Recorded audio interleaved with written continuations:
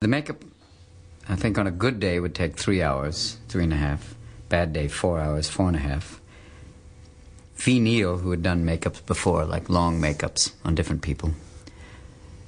I guess with Danny DeVito on Batman's, I think where she started this, and maybe with Jack on the first Batman, Jack Nicholson. Sorry, we're dropping names here. Let me pick them up, okay, sweetheart?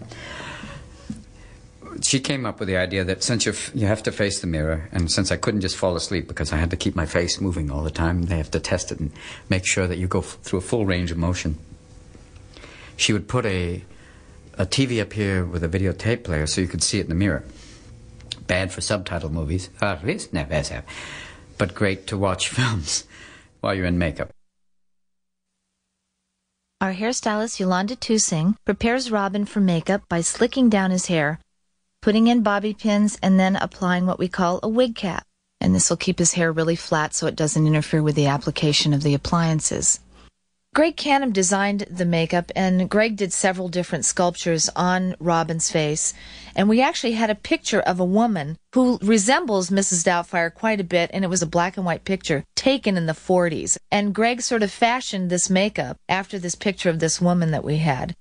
Robin's makeup is comprised of 8 overlapping foam latex appliances, all made fresh weekly so that we don't have a problem with shrinkage, and they fit together kind of like a jigsaw puzzle.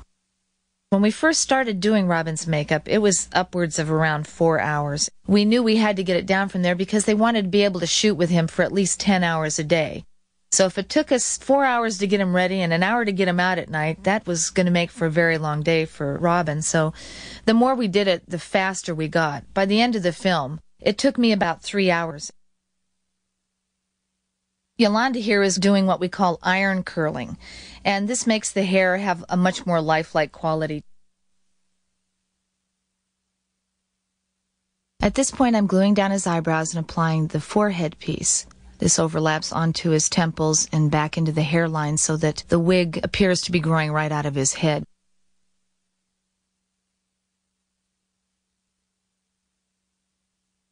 This is the lower lip piece. As you can see, it does fit right into that chin piece and overlap into that area. So it was very important that these pieces had not shrunk at this point. The product I'm putting on his face now is what we call Pax paint, sort of a cosmetic paint that we use on top of rubber. And we dry that, and on top of that we can put any product we like. At this point I'm going in with a colored Pax paint. On top of the Pax, I then go in with rubber mask grease paint, which I'm stippling on now, and that is also done in several layers. I'll do a flesh tone, then I'll go in with a pink tone, and then stipple a flesh tone back on top of it. We sort of softened out the front of his face so it looked really like peaches and cream, and then I left in the splotchiness around the cheeks and the neck like an old lady would have. The eyebrows are then applied, a little mascara, and he did wear a little bit of eyeshadow as well. Now Yolanda is placing the wig on. And there he is.